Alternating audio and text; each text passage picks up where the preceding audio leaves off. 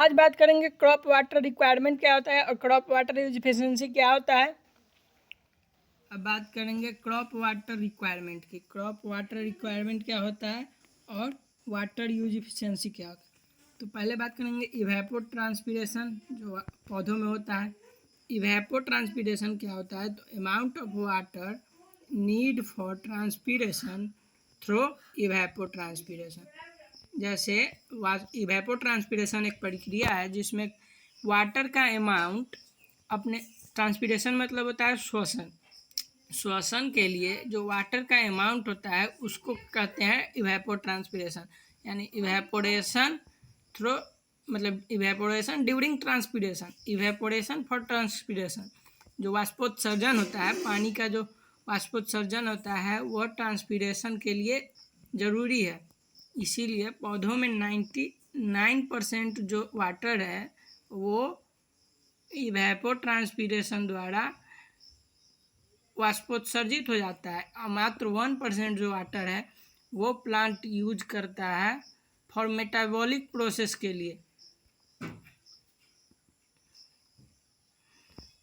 इसीलिए ये it is the amount of water need for various crop growth.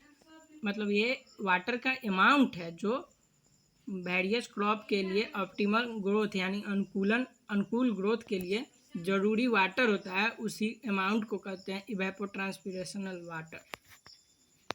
Evapotranspiration प्रक्रिया के दौरान वाटर का इवेपोरेशन होता है ड्यूरिंग ट्रांसपिरेशन, इसीलिए कहते हैं इसको इवेपोट्रांसपिरेशन। पोटेंशियल ऑफ इवेपोट्रांसपिरेशन क्या है, ये जो पोटेंशियल है मतलब संभावित उत्सर्जन क्या होता है, तो highest rate of evapotranspiration by a short and actually growing plant soil water supply under a given climate. मतलब किसी भी एक दिए गए क्लाइमेट में, निश्चित क्लाइमेट में इवेपोट्रांसपिरेशन की वो हाईएस्ट रेट जो प्लांट द्वारा सॉइल वाटर सप्लाई से बनता है या सप्लाई से होता है, मतलब वाटर सप्लाई का वो हाईएस्ट रेट होता है जो जो जो वाटर को प्लांट इवेपोरेशन द्वारा इवेपोरेट करता है, उस वाटर से वाटर के सप्लाई को कहते हैं potential of evapotranspiration. Plant soil से वाटर लेता है उसको इवेपोरेट करता है, तो जो हाईएस्ट रेट होता है उसको कहते हैं पोटेंशियल ऑफ इवेपोट्रांसपिरेशन यानी संभावित वाष्पोत्सर्जन या उसका रेट ऑफ इवेपोट्रांसपिरेशन। डॉरेन बस और प्रूट ने 1975 में क्रॉप इवेपोट्रांसपिरेशन का सिद्धांत दिया था। मतलब क्रॉप द्वारा जो इवेपोरेशन होता है, जो वाष्पोत्सर्जन होता है, उसका सिद्धांत डॉरेन बस एंड प्रूट ने दिया था 1975 में। अब इवेपो कंजम्पटिव यूज क्या होता है, कंजम्पटिव यूज ये योग है, सम है, loss due to evaporation and transpiration. मतलब ये जो है इवेपोरेशन यानी वाष्पोत्सर्जन और ट्रांसपीरेशन यानी श्वसन के दौरान जो वाष्पोत्सर्जन होता है दोनों को मिला करके जो योग होता है उसका वाटर इवेपोरेशन का, उसी को कहते हैं कंजम्पटिव यूज। जो यूज ऑफ वाटर जो होता है ना उसको कहते हैं कंजम्पटिव यूज। और मेटाबॉलिक प्रोसेस में मात्र 1% यूज होता है, इसमें मात्र 1% यूज होता है और इसमें 99% यूज होता है। तो ये जो 1% वाटर मेटाबॉलिक प्रोसेस में यूज होता है उसको भी कंजम्पटिव यूज में रखा गया है। ये दोनों को मिला करके जो इवेपोरेशन होता है वाटर का उसी को कहते हैं कंजम्पटिव यूज ऑफ वाटर। अब बात करेंगे इफेक्टिव प्रेसिपिटेशन क्या होता है। इफेक्टिव प्रेसिपिटेशन जो है इवेपोरेशन होता है, जो वर्षा जल होता है, प्रेसिपिटेशन के द्वारा जो जल होता है, रन ऑफ जल मतलब जो बह करके आता है, और डीपी यानी डीप पर्कोलेशन जो अंदर जाता है, मिट्टी के अंदर जो जाता है जल, इसी को कहते हैं इफेक्टिव प्रेसिपिटेशन। यानी कुल वर्षा जल जो होता है, वर्षा जो जितना भी जल होता है वो कुल वर्षा जल में से जो रन ऑफ यानी जो बह के चला जाता है जल और जो मिट्टी के अंदर चला जाता है, ये दोनों को घटा देंगे तो इवेपोरेशन यानी वो जो वाटर वाष्पोत्सर्जित होता है उसका इफेक्टिव प्रेसिपिटेशन कहलाएगा। अर्थात stored of water in root zone. जो वाटर रूट जोन में स्टोर रहता है उसको कहते हैं इफेक्टिव प्रेसिपिटेशन, यानी इफेक्टिव वर्षा वही होता है जो वाटर यूज होता है प्लांट्स के लिए। तो जो रूट जोन में होगा वही यूज होगा, और रूट जोन में वही वाटर होगा जो रन ऑफ और डीप पर्कुलेशन के बाद बच जाएगा। रिक्वायरमेंट क्या होता है? वाटर रिक्वायरमेंट यानी वाटर की ज़रूरत। इवेपो ट्रांसपिरेशन या कंजम्पटिव यूज, मतलब इवेपो 1% जो होता है मेटाबॉलिक प्रोसेस में यूज होता है वाटर का, इसलिए उसको नगण्य माना जाता है। इसीलिए वाटर रिक्वायरमेंट में कहा गया है कि इवेपो ट्रांसपिरेशन यानी इवेपो ट्रांसपिरेशन में सिर्फ जो वाटर यूज होता है उसी को हम कह सकते हैं कंजम्पटिव यूज ऑफ वाटर, क्योंकि 1% मात्र होता है इसलिए उसको नहीं मान के चलते हैं। और एप्लीकेशन लॉस, मतलब जो एप्लीकेशन वाटर हम देंगे प्लांट्स को तो वो जो नहर या फिर नाली से होता हुआ आएगा उस वाटर का एब्जॉर्प्शन जो उस नाली द्वारा होगा उस लॉस को भी इसमें जोड़ा जाता है। और स्पेशल नीड्स, बस पानी का ज़रूरत कितना है उसके हिसाब से उसको भी जोड़ा जाता है। अब वाटर रिक्वायरमेंट मतलब हो गया इवेपो ट्रांसपिरेशन या कंजम्पटिव यूज में यूज होने वाला वाटर। और फिर एप्लीकेशन ऑफ लॉसेस, मतलब जो लॉस होगा उसका एप्लीकेशन के दौरान वो वाटर। और स्पेशल नीड्स, जो ज़रूरत है वाटर की, जो स्पेशल नीड्स है उसका मात्रा, उस सारे अमाउंट को जोड़ने पर जो वाटर आता है वो वाटर रिक्वायरमेंट कहलाता है। तो ऐसे भी लिख सकते हैं कि वाटर रिक्वायरमेंट मतलब हो गया इवेपोट्रांसपिरेशन। और water use in metabolic process में, मेटाबॉलिक प्रोसेस में जो हम वहाँ छोड़ दिए थे वो भी लिख सकते हैं। उसके बाद वाटर यूज अनएवॉइडेबल, मतलब वो वाटर जो हम एप्लीकेशन करते हैं वाटर का उस समय जो लॉस होता है इसको अवॉइड नहीं कर सकते हैं, उस वाटर के लॉस को भी इसमें जोड़ा जाता है। अब कहेंगे वाटर WS यानी अप्लाइड फॉर स्पेशल ऑपरेशन, मतलब किस लिए हम यूज कर रहे हैं वाटर का, कितना यूज होना चाहिए, किस लिए होगा, वो सब वाटर को जोड़ने पर जो आएगा उसी को कहेंगे water requirement. Water use efficiency क्या होता है? Water use efficiency is maximum utilization of water used by the crop, मतलब जो क्रॉप द्वारा मैक्सिमम यूटिलाइजेशन होता है वाटर का उसी को कहते हैं water use efficiency. It depends on irrigation, water management, types of irrigation technology, environmental condition and scheduling of water application.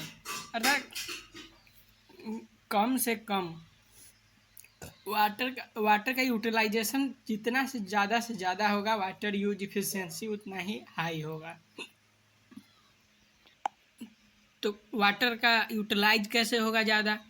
तो वो ये जो है वाटर का यूटिलाइजेशन, जैसे टाइप्स ऑफ इरिगेशन टेक्नोलॉजी, जैसे ड्रिप इरिगेशन में कम वाटर का अच्छे से यूटिलाइजेशन होता है, इसका मतलब इसमें वाटर यूज इफिशियंसी हाई होता है। इन्वायरमेंटल कंडीशन, वाटर के लिए इवेपोरेशन के लिए इन्वायरमेंट कैसा है, जैसे नमी वाला इन्वायरमेंट होगा तो उसमें वाटर इवेपोरेशन कम होगा इसलिए उसमें यूज इफिशियंसी हाई होगा।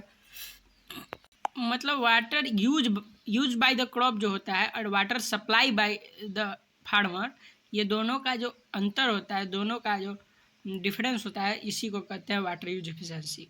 मतलब कितना वाटर हम खेत में सप्लाई किया और कितना प्लांट यूटिलाइज किया उसी को कहते हैं हम water use efficiency. Water use efficiency 3 प्रकार का होता है, क्रॉप वाटर यूज इफिशियंसी और field water use efficiency and physiological water use efficiency. Crop water यानी ratio of crop yield by evapotranspiration, और फिर ratio of yield by evapotranspiration, deep percolation, field water use efficiency, और ratio of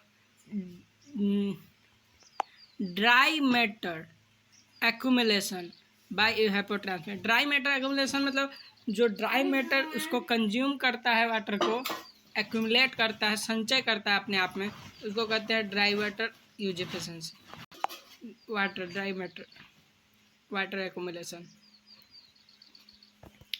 अब बात है water use efficiency. Water utilize by the crop by water deliver to the field हो गया। अब field water use efficiency, इसमें जो है यील्ड, ये यील्ड जो उपज, और इवेपोट्रांसपिरेशन ET, और DP and deep percolation. EF यानी वाई यील्ड बटा इवेपोट्रांसपिरेशन डीप परकोलेशन इंटू 100। और ये हो गया evapo field water physiological water use. Physiological water use dry matter water accumulation and evapotranspiration, अर्थात ड्राई मैटर वाटर एक्यूमुलेशन जितना होगा और इवेपोट्रांसपिरेशन इतना होगा, उसका दोनों का डिवाइड। शुष्क पदार्थ वाष्पोत्सर्जन जल संचयन, इसको कहते हैं ड्राई वाटर एक्यूमुलेशन को। अब मैनेजमेंट फैक्टर्स क्या हैं फॉर वाटर यूज इफिशिएंसी, मतलब वाटर यूज इफिशिएंसी को बढ़ाने के लिए जो मैनेजमेंट किए जाते हैं वो कौन कौन से हैं और कौन कौन से फैक्टर्स हैं।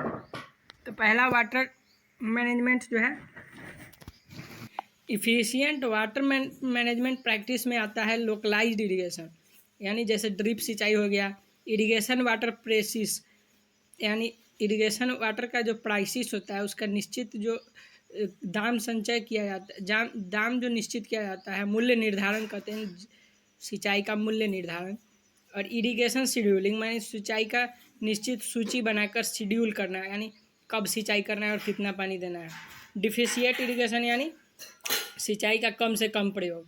Consumptive use of water resources, यानी वाटर रिसोर्स का कंजम्पटिव यूज यानी उपयोगी यूज जो होता है, जल स्रोत का संयोजक यानी मिला करके प्रयोग करना, बहुत सारे स्रोतों को मिला करके यूज करना, उसको कहते हैं कंजंक्टिव यूज यानी संयोजक यूज।